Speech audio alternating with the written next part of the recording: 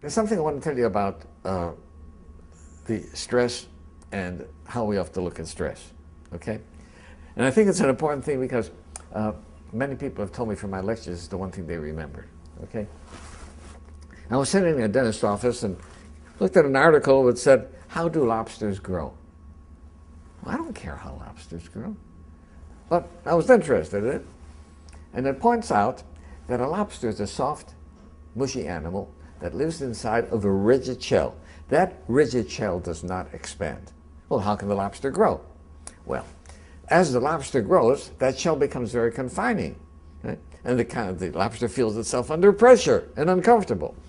It goes under a rock formation to protect itself from predatory fish, casts off the shell, and produces a new one.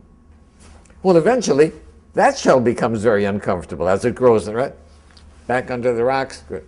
And the lobster repeats this numerous times. The stimulus for the lobster to be able to grow is that it feels uncomfortable. Right? Now, if lobsters had doctors, they would never grow. Because as soon as the lobster feels uncomfortable, goes to the doctor, gets a Valium, gets a Percocet, feels fine, never gets off its shell.